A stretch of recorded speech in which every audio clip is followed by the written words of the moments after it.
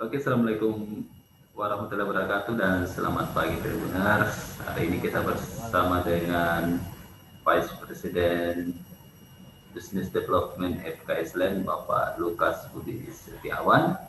Pak Lukas akan membahas lebih detail terkait 4 cara kaya berinvestasi di masa pandemi.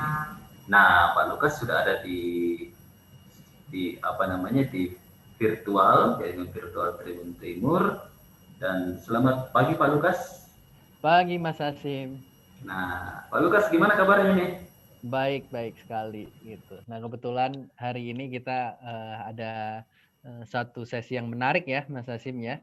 Ini 4 aset yang bisa membuat kita kaya raya gitu ya. Nah, 4 aset ini penting sih untuk kita semua dalam menumbuhkan aset kita gitu ya, atau menumbuhkan uang kita supaya nantinya uang kita itu tidak kalah atau tergerus oleh inflasi, Mas Hasim gitu. Nah, Siap. 4 aset ini saya akan coba jelaskan secara detail gitu ya, apa saja asetnya dan juga kenapa sih kita harus mempunyai aset gitu ya. Kenapa nggak cuman kerja aja gitu ya, sebagai karyawan kan dapat gaji gitu ya.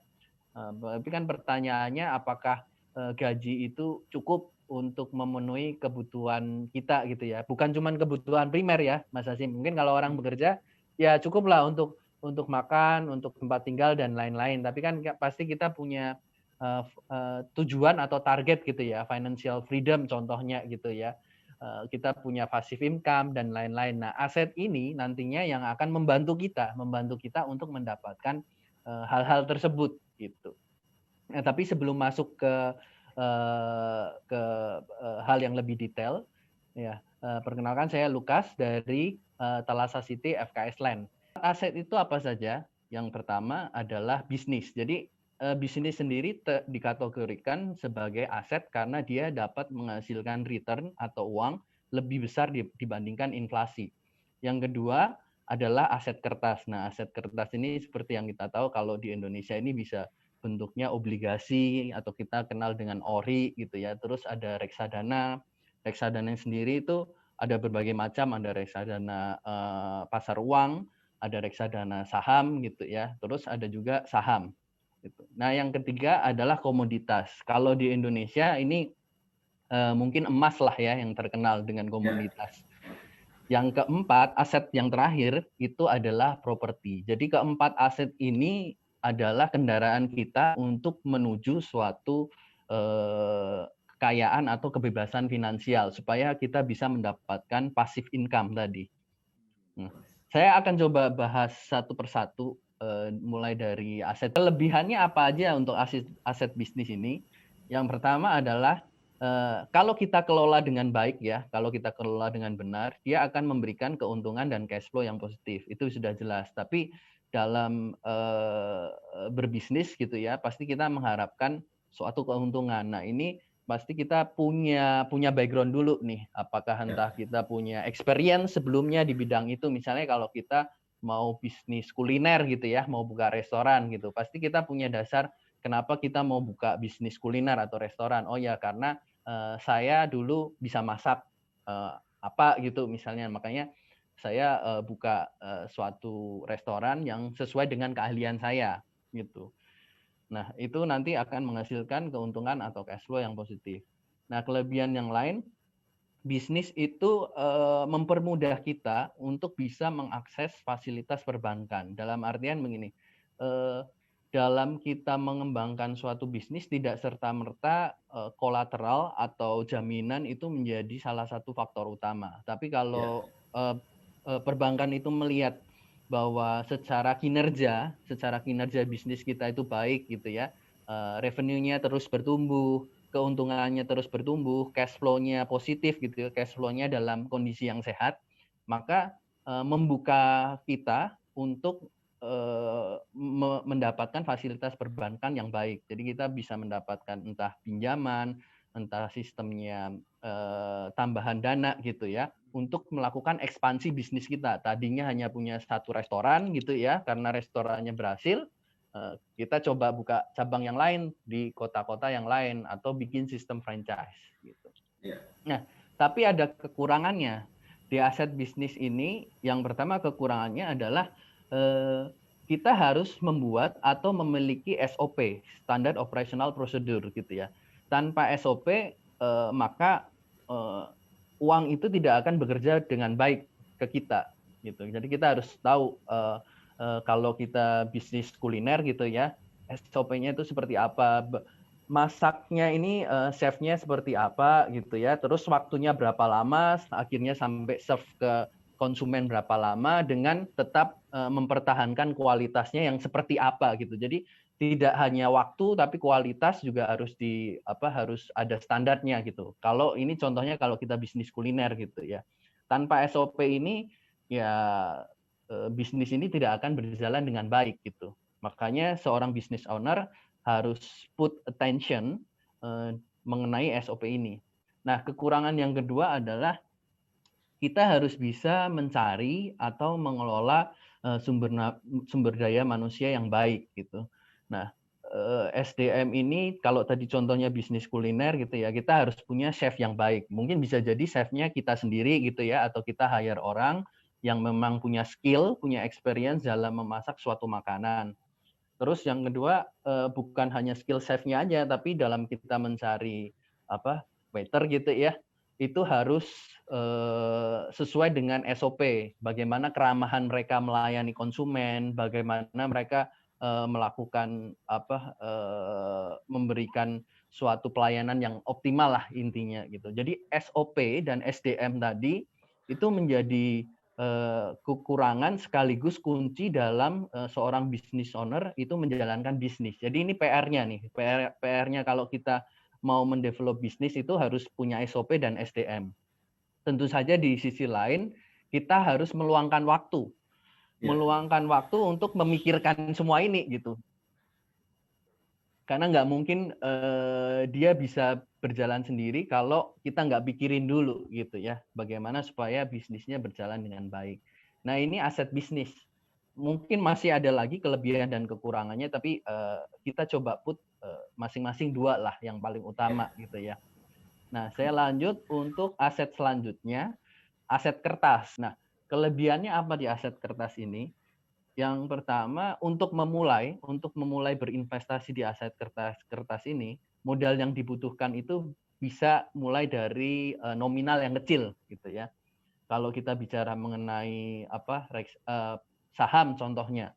Saham itu ada yang harganya yang 50 sampai 200 gitu ya. Berarti kalau kita beli satu lot itu bisa mulai dari 5.000 sampai 15.000 rupiah gitu ya satu lot. Tapi biasanya saham-saham yang punya harga di bawah 100 itu resikonya tinggi gitu ya. Itu banyak orang sebutnya saham gorengan lah gitu. Nah, yang kedua, teknologi ini memudahkan investor untuk dapat mengakses aset ini dari mana aja. Seperti yang kita tahu sebenarnya kalau kita berinvestasi di deposito, kita chip in money di deposito, obligasi, reksadana, saham gitu ya, itu kita bisa beli dari handphone gitu ya. Banyak sekuritas yang sudah memfasilitasi, kita tinggal daftar online segala macam, lalu diberikan akses kemudahan, bisa beli dan jual itu dari handphone saja, dari mana saja gitu. Nah ini dengan kemudahan teknologi kita bisa menjalankan ini. Tapi ada kekurangannya juga aset kertas. Nah, yang pertama, volatilitasnya relatif lebih tinggi dibandingkan aset yang lain. Gitu. Nah, kalau kita lihat seperti reksadana, saham gitu ya, kalau kita memiliki pengetahuan, lalu kita pilih saham yang bagus, fundamental. Jadi kalau saham ada analisa fundamental, ada analisa teknikal gitu ya. Itu bisa mendapatkan return yang tinggi. Gitu. Satu hari kalau kayak masa pandemi begini gitu ya, karena pergerakannya cukup tinggi volatilitasnya, satu hari saham-saham yang blue chip gitu ya, kita ngomong saham blue chip itu saham yang memang relatif lebih aman dibandingkan saham yang lain gitu, seperti saham BCA, Bank Mandiri, BRI, BNI, itu satu hari kadang bisa ada yang naik bisa sampai 5% atau 8% gitu, bisa kejadian seperti itu. Tapi hari berikutnya itu bisa turun juga gitu, bisa turun 5% juga. Nah, tidak setiap investor atau setiap orang mempunyai karakteristik yang cocok untuk berinvestasi di reksadana atau saham gitu ya. Tiba-tiba baru chip in money nih sekarang gitu ya. Besok dia ngelihat portofolionya dia atau saham yang dia beli minus nih 5%. Nah, jantungnya kalau nggak kuat jangan chip in di sini gitu. Maunya cari untung, tiba-tiba pas dia masuk, kondisi marketnya lagi buruk atau ada lagi sentimen negatif. Contohnya misalnya kayak tiba-tiba PSBB diaktifkan kembali gitu kan. Kalau PSBB diaktifkan kembali pasti ekonomi menjadi berjalan lebih pelan gitu kan. Nah, itu efek tuh ke market gitu ya. Tiba-tiba jadi minus tuh marketnya. Nah, kalau nggak kuat lihat seperti itu, pergerakan harga yang naik turunnya itu cukup ekstrim, jangan chip in atau berinvestasi di instrumen ini gitu. Jadi memang ini ada tahapannya untuk berinvestasi di instrumen ini. Urutannya deposito, obligasi, reksadana, baru saham, disesuaikan dengan risk profile masing-masing investor gitu. Nah, kekurangan yang kedua, kalau kita berinvestasi di instrumen ini, terutama reksadana dan saham ya, gitu. Kita harus up to date dengan kondisi pasar gitu. Misalnya kita beli saham BCA gitu ya. Nah, setidaknya kita harus update lah. Oh, BCA itu ke depannya mau bikin inovasi apa sih? Misalnya semuanya sudah based on teknologi gitu ya. Semua produknya dia bisa dibeli dari handphone gitu untuk memperlancar transaksi gitu, baik itu reksadana dari BCA atau lain-lain atau obligasi. Nah, itu kita harus update. Lalu yang kedua, pada saat melakukan transaksi itu dipengaruhi oleh faktor emosi gitu ya. Jadi seperti yang saya bilang, tiba-tiba hari ini misalnya saham suatu emiten gitu, perbankan gitu naik tinggi gitu ya sampai 5%, 8%. Wah, ini jangan sampai ketinggalan nih. Kalau ketinggalan nggak kebagian nih itu ya returnnya gitu. Wah, emosi nih. Jadi wah kayaknya bisa naik lagi. Beli. Begitu dibeli besoknya turun malah gitu kan. Pas dibeli turun, pas dijual malah naik sahamnya. Jadi tuh banyak tuh yang begitu tuh typical investor pemula gitu. Makanya untuk masuk di instrumen ini memang harus dibekali dengan knowledge yang cukup gitu ya, fundamental yang cukup, dan juga disesuaikan dengan risk profile dari masing-masing investor gitu. Nah, itu untuk aset kertas. Nah, ada lagi instrumen atau aset yang ketiga, itu adalah aset komoditas.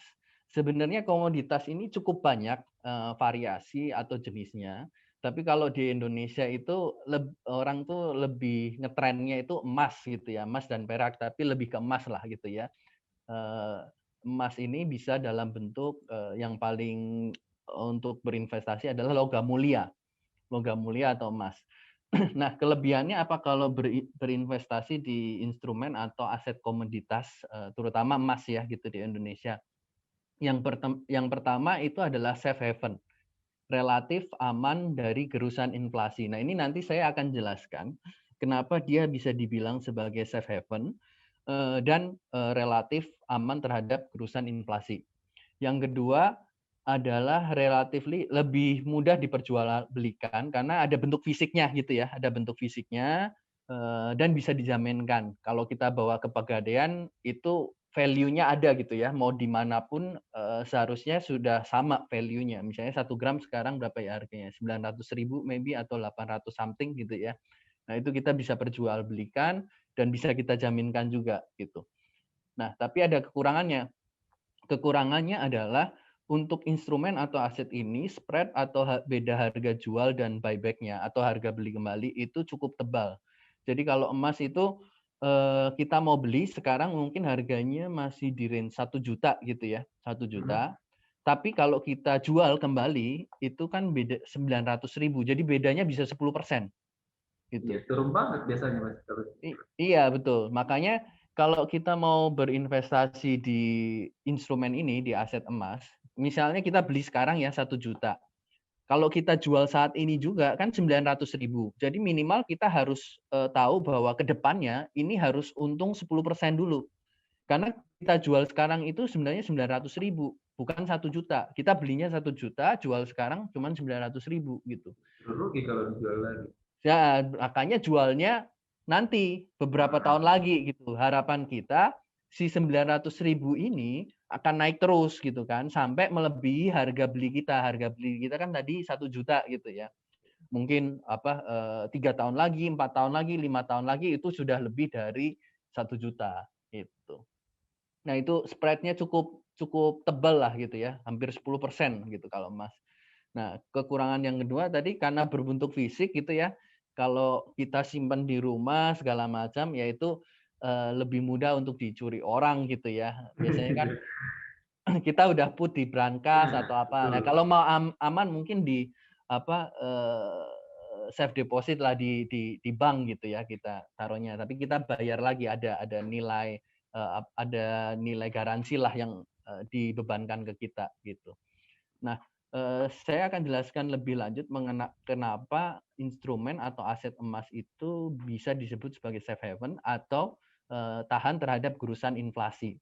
Nah, ini ada grafik harga emas 10 tahun terakhir ya. Nah, ini kalau dilihat, saya ambil chartnya ini dari goldprice.org.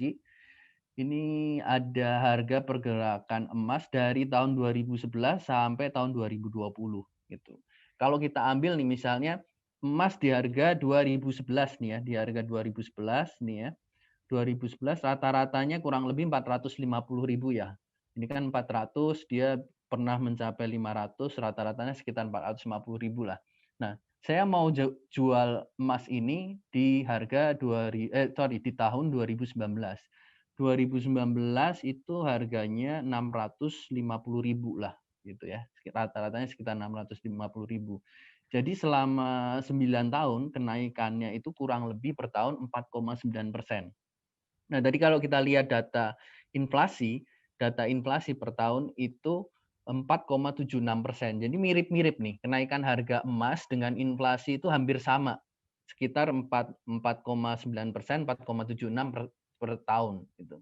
Nah, tapi kalau kita lihat di tahun 2020, kita coba bandingkan antara di tahun 2019 dan di tahun 2020, emas 2011 harganya 450.000, emas di tahun 2020 rata-ratanya let's say saya ambil 860.000, itu kenaikan per tahunnya itu bisa 9%. Nah, kenapa bisa seperti ini? Emas itu instrumen yang cukup menarik atau unik gitu ya. Kalau kita lihat ini kan pergerakannya kan relatif flat gitu ya. Ya naik tapi naiknya nggak signifikan. Makanya ini kenaikan per tahunnya sebenarnya cuma 4,9%. Tapi begitu dia kena krisis gitu ya, pandemi kan kita golongkan atau kita kategorikan pada masa krisis juga gitu. Begitu kena krisis nih di tahun 2020, lihat kenaikannya cukup signifikan, tajam dia gitu. Tajam banget. Tajam banget. Makanya ini yang membuat kenaikan 9% per tahun sebenarnya yang memiliki kontribusi besar adalah di tahun 2020. Kalau dia nggak kena krisis, emas itu kenaikannya standar-standar aja, 4,9% ini. Iya, 4,9%. Kurang lebih sesuai inflasi lah gitu. Nah, emas ini memang menjadi primadona atau pilihan orang kalau dalam kondisi krisis. Makanya tadi dibilang sebagai safe haven. Kalau krisis dia dicari oleh banyak orang, tapi begitu krisisnya selesai, harga emas ini pasti akan turun. Tapi penurunannya itu tidak mungkin dia balik lagi ke harga 2019. Jadi dia naik, tapi turunnya malu-malu gitu. Jadi itu karakteristik emas gitu. Kalau naik pas krisis itu signifikan gitu ya. Nah, kalau turun dia malu-malu. Nah, kalau kita mau simpan emas atau mau berinvestasi emas, itu memang sebaiknya kalau mau mendapatkan return yang maksimal itu dalam time frame yang panjang. Kenapa dalam time frame yang panjang? kita melihat di dunia ini selalu ada siklus krisis gitu ya. Kita tahu 2008 ada krisis juga gitu ya. Terus sekarang 2019, 2020 ada krisis. Jadi kalau lihat di siklusnya, mungkin setiap 10 tahun kita dunia itu mengalami suatu krisis. Saya nggak tahu krisis apa nanti ya, mungkin di 2030 atau di 2030 berapa. Nah, itu harga emas akan naik. Tapi kalau nggak ada krisis, ya dia naik tapi nggak signifikan gitu. Nah, ini karakteristik aset emas gitu. Nah, aset yang terakhir adalah aset atau instrumen properti. Nah, properti ini sebuah instrumen atau investasi dari zaman dahulu. Dari zaman dahulu orang sudah mengenal ini gitu ya. Kalau saham tadi kita bicara mengenai aset kertas gitu ya, itu kan dulu belum ada, zaman dahulu belum ada. Tapi kalau namanya properti dari dulu memang sudah ada rumah, memang sudah ada tanah gitu ya. Itu yang diperjualbelikan gitu. Tapi bentuknya, rumahnya atau ruko atau apartemennya itu macam-macam lah gitu ya. Akan berkembang seiring dengan inovasi atau desain suatu produk atau properti gitu ya. Nah, kelebihannya apa dalam berinvestasi di aset properti?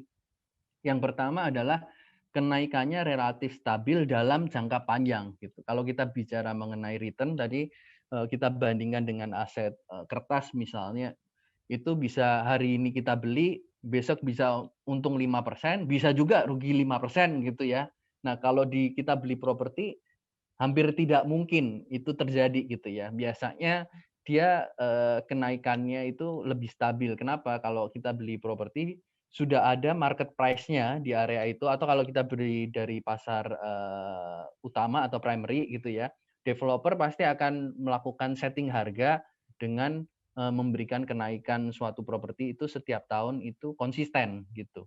Tinggal kenaikannya berapa persen saja gitu. Nah, kelebihan yang kedua adalah beberapa orang itu percaya bahwa suatu aset itu kalau bisa dilihat dia lebih merasa puas gitu. Nah, kalau kita beli suatu properti, baik itu tanah, rumah, ruko atau apartemen, itu kita bisa lihat nih, oh ya nih jadi uang kita itu jadi sesuatu gitu ya. Nih ada bentuknya, bisa dikasih lihat ke orang. Saya punya uang 1 miliar, 2 miliar, saya beli rumah, mana aset lu? Nah, ini bisa dikasih lihat, nih aset saya gambarnya begini gitu kan. Nah, bisa juga dijaminkan dan diwariskan gitu ya. Ini bisa berfungsi juga sebagai kolateral gitu kalau kita misalnya punya usaha dan lain-lain, aset properti itu bisa kita jaminkan. Bisa juga diwariskan kepada anak cucu kita. Nah, kekurangannya apa? Properti atau berinvestasi di aset properti biasanya membutuhkan modal yang relatif besar gitu ya. Ya, tadi kalau kita bicara mengenai aset kertas tadi dengan uang berapa tadi ya? 5.000 sampai 15.000 udah bisa beli satu lot gitu ya. Kalau properti ya tapi jarang juga sih orang beli saham cuman harga 100 gitu cuman satu lot. Biasanya kan 1 juta, 2 juta, tapi intinya dengan uang 1 juta, 2 juta aja dia sudah bisa berinvestasi gitu. Nah, kalau properti ini biasanya nilainya kan ratusan juta gitu ya, nilainya ratusan juta. Jadi itu tuh barrier-nya untuk masuk di instrumen aset properti itu modalnya yang dibutuhkan nggak bisa sekecil aset kertas lah gitu. Nah, kekurangan yang kedua adalah relatif kurang liquid. Nah, maksudnya kurang liquid ini apa? Kalau kita berinvestasi di instrumen atau aset properti, itu ada dua hal yang akan kita lakukan. Yang pertama, kita mau jual properti itu gitu kan untuk menghasilkan capital gain, atau kita mau sewakan untuk mendapatkan recurring income atau passive income. Nah, baik itu mau kita jual atau mau kita sewakan, itu kita harus cari pembelinya dulu, Mas Hasim. Nggak bisa, kalau tadi kan aset kertas, emas gitu ya, kita bawa asetnya gitu ya, kita mau jual ke Pegadaian, saat itu juga kita dapat tuh duitnya, ya kan? Kita bisa transaksi langsung gitu ya. Hari itu kita mau jual, hari itu kita dapat duit gitu. Nah, kalau di properti tidak bisa secepat itu prosesnya. Jadi pasti kita harus cari pembelinya dulu, baik itu kita mau jual ataupun kita sewakan. Kalau mau sewakan juga kita harus cari dulu penyewanya ini siapa gitu. Hampir jarang sih kita jual hari itu bisa laku hari itu gitu. Kenapa? Karena nilainya kan besar gitu ya. Untuk orang membeli properti atau menyewa properti, dia pasti consideration-nya itu cukup panjang gitu. Enggak segampang kita beli instrumen lain yang nilainya lebih kecil lah gitu. Nah, kelebihannya kurang lebih itu, kekurangannya cukup cukup bisa seharusnya bisa kita maintain lah kekurangan ini di aset properti. Nah, 4 aset tadi mempunyai kelebihan dan kekurangannya masing-masing. Tapi dalam sesi ini FKS Land atau Thalassa City memiliki suatu produk yang bisa mengeliminir kekurangan berinvestasi di instrumen properti. Tadi kan saya jelaskan bahwa kekurangannya apa? Yang pertama modalnya besar, gitu ya. Yang kedua adalah kurang liquid. Kita harus cari dulu pembelinya, baik itu kita mau jual ataupun kita mau sewakan, gitu ya. Nggak bisa kita mau jual atau sewakan hari ini langsung kita dapat pembelinya atau penyewanya. Nah, dua kekurangan ini FKS Land akan eliminir dengan melaunching produk baru di Thalassa City. Nah, produk barunya seperti apa? Ini kita berikan teasernya ya, Mas ya. Ini teaser yang pertama.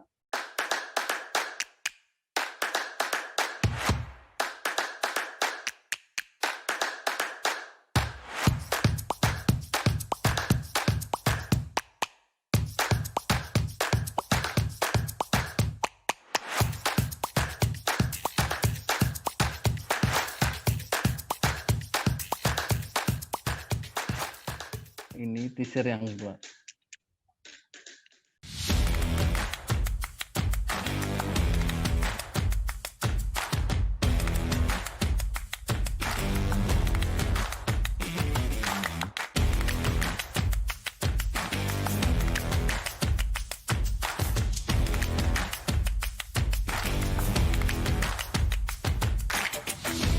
Iya, jadi ini teaser produk baru dari Thalassa City yang akan didevelop oleh FKS Land, Mas Hasyim. Jadi tadi kan kekurangannya ada dua ya, berinvestasi di instrumen atau aset properti. Yang pertama adalah modalnya besar gitu ya.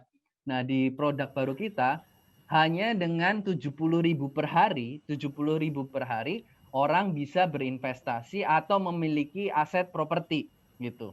Nah ini kita mencoba mengeliminir kelemahan atau kekurangan berinvestasi di aset properti yang katanya mahal gitu kan, tapi cukup dengan 70.000 per hari aja sudah punya dan bisa berinvestasi properti di Thalassa City.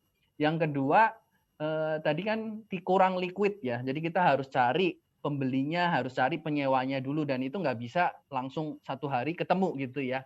Nah di produk yang akan kita launching nanti kita akan garansi, Mas Hasyim.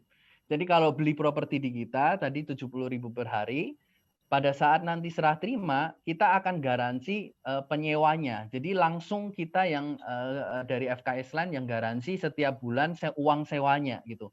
Mau ada yang sewa, mau nggak ada yang sewa pun tetap mendapatkan passive income setiap bulannya gitu. Jadi kita garansi rental income-nya kepada konsumen yang beli produk kita gitu. Jadi dua itu, jadi mereka nggak usah susah-susah cari penyewa. Kalau misalnya mereka mau sewakan gitu ya, karena sudah kita garansi.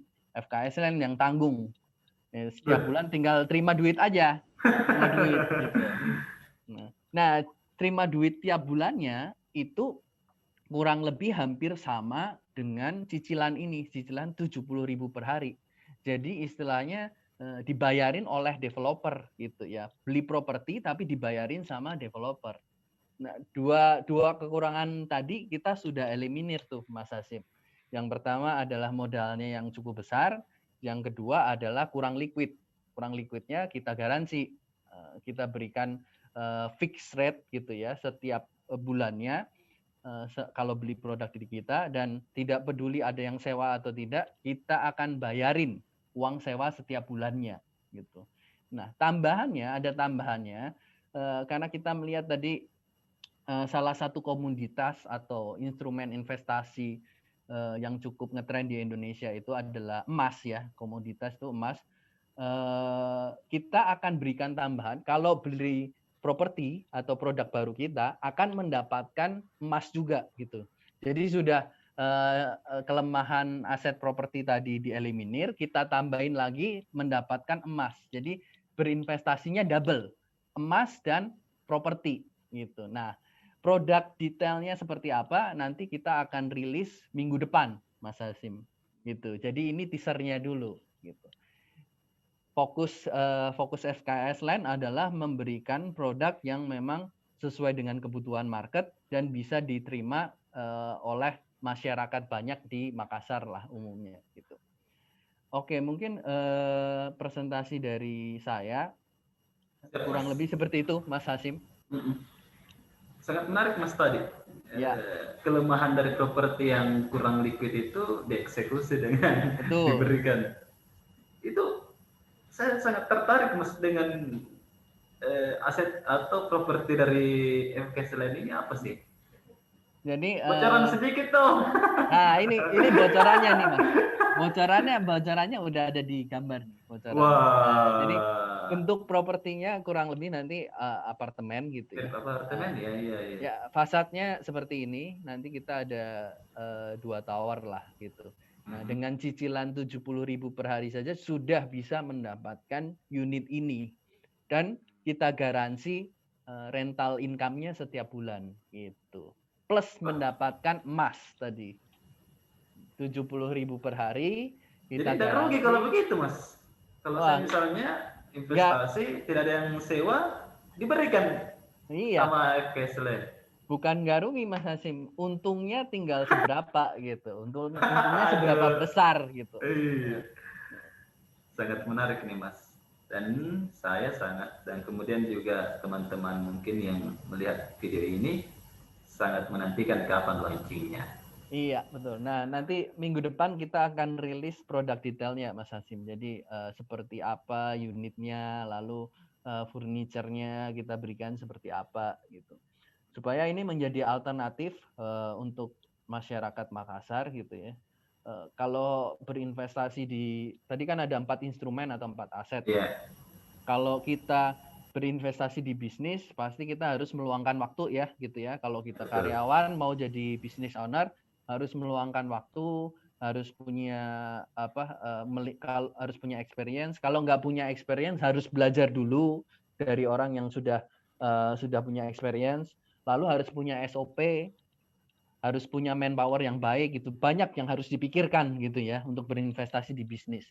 Lalu yang kedua berinvestasi di aset kertas, ya tadi semua harus punya knowledge-nya dahulu, lalu belum tentu cocok. Kalau kita beli hari ini bisa besoknya naik 5%, tapi bisa juga besoknya turun 5%. Kuat nggak jantung kita gitu kan? Melihat volatilitas seperti itu gitu. Nah, aset yang ketiga adalah emas dan properti, itu kita kombinasikan, kita berikan produk ini kepada masyarakat Makassar gitu. Dari 4 aset tadi, semoga dua aset ini bisa diterima dengan baik oleh masyarakat Makassar, Mas Hasim. Siap, Mas. Mas, ini ada sedikit tadi dari penjelasan Mas sendiri. Di zaman pandemi ini, Mas, orang takut biasanya investasi. Menurut Mas gimana? Pertanyaan yang bagus gitu ya. Nah, kalau takut gitu ya, sekarang saya tanya ya, bisnis. Orang sekarang di masa pandemi mau bisnis apa juga takut kan? Karena dia sendiri sedang business owner pun sedang struggle gitu ya, sedang berjuang supaya operasional mereka masih bisa berjalan dengan baik. Nah, kalau kita misalnya atau buat masyarakat yang mau memulai sebagai business owner, enggak banyak pilihan di masa pandemi. Kenapa? Karena kita tahu transportasi kan enggak jalan gitu ya. Terus wisata juga enggak jalan dibandingkan dengan masa sebelum pandemi. Jadi pilihannya itu sedikit gitu Mas Hasim. Itu kalau kita bicara mengenai aset bisnis. Kalau aset saham atau aset kertas tadi sama. Volatilitasnya tinggi. Begitu nanti ada berita misalnya PSBB lagi gitu ya, atau ada Pilpres Amerika Serikat gitu ya. Kalau kita tidak bisa menginterpretasikan berita atau sentimen itu dengan benar, maka kita bukannya mendapat keuntungan, bisa jadi malah mendapatkan kerugian gitu. Nah, sisa dua nih Mas Hasim, sisa dua nih, aset emas dan aset properti.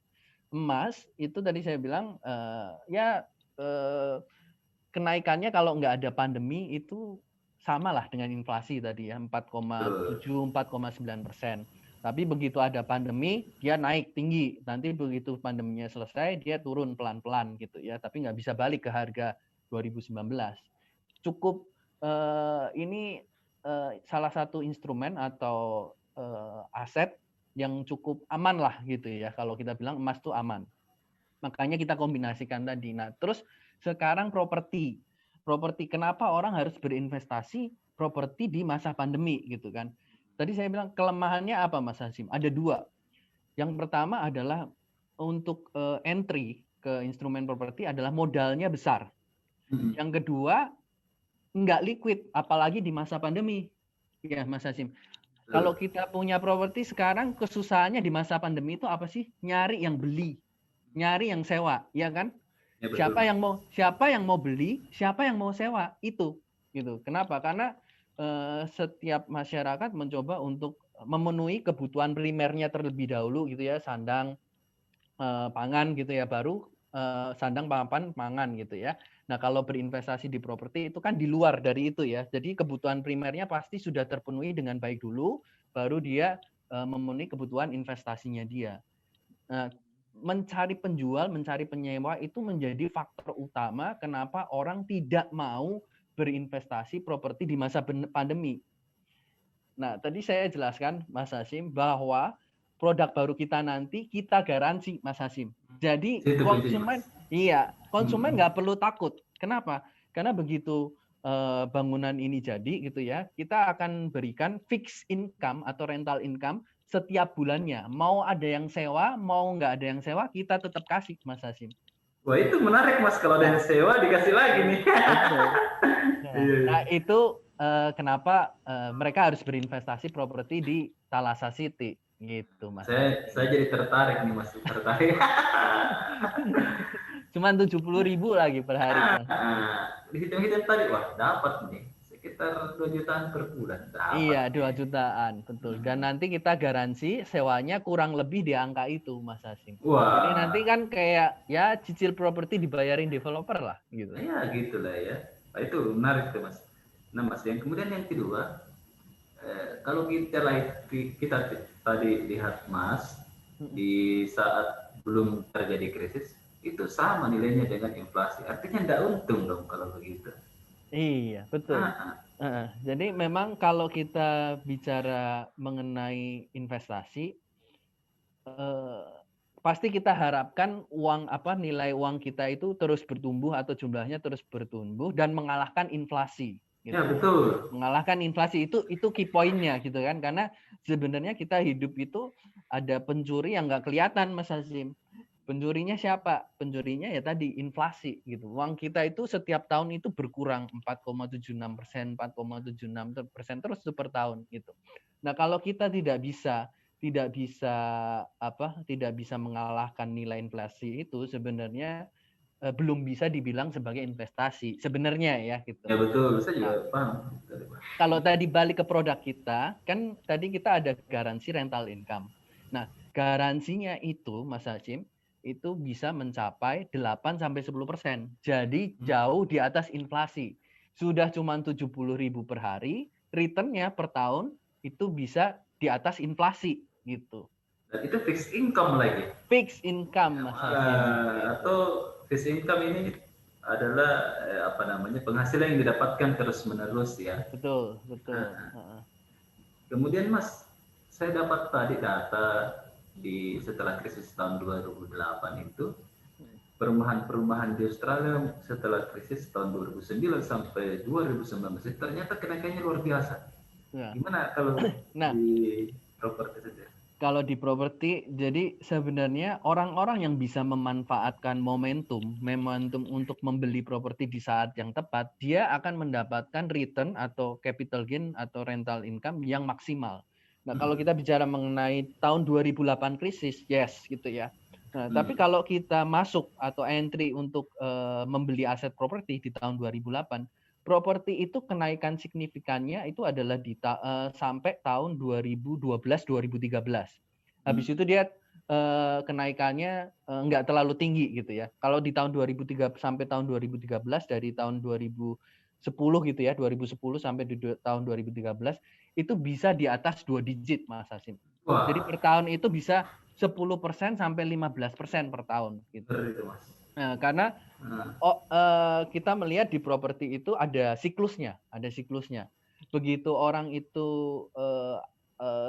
jenuh jual itu berarti orang sudah banyak yang jual tapi nggak ada yang beli. Dia harga akan terkoreksi, Mas Hasim. Kalau orang kebanyakan jual nggak ada yang beli, dia apa sih strateginya? Pasti turunin harga kan, supaya orang mau beli gitu. Nah, pada saat dia turunin harga itu sudah terlalu murah sehingga banyak lagi nih yang beli.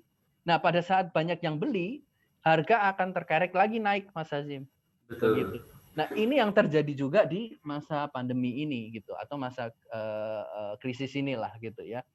Kita lihat banyak diskon gitu ya, banyak diskon, banyak gimmick yang menarik yang dikeluarkan oleh beberapa developer gitu ya. Itu mereka sudah mendiskon harganya. Nah, kalau investor bisa memanfaatkan momentum ini, maka ini menjadi titik balik atau nilai optimum yang bisa mereka dapatkan gitu. Nanti kalau belinya sesudah pandemi, harganya sudah normal, sudah tidak terkoreksi, Mas Hasim. Gitu. Udah telat. Nah, gitu. Apalagi kalau properti di Makassar, Mas, setiap 3 bulan itu naik 5%. Wah, itu kena. Nah, Makassar ini salah satu kota yang cukup unik menurut saya karena daya belinya itu cukup kuat Makassar. Nah, jadi kalau kita lihat karena di kita sendiri kan juga ada di kawasan kita juga ada launching gitu ya kemarin Citraland Thalassa City launching terakota itu penjualannya cukup bagus juga gitu. Take up-nya cukup baik gitu. Jadi kita melihat bahwa market Makassar itu masih sangat kuat gitu. Siap. Nah, kita tunggu nih produk terbarunya dari iya. Thalassa City. Apalagi itu kan ada di lokasinya, Mas, di sana menggigit jalan raya ya? Iya, menggigit jalan raya. Jadi ini lokasinya di Jalan Poros, Mas Hasim.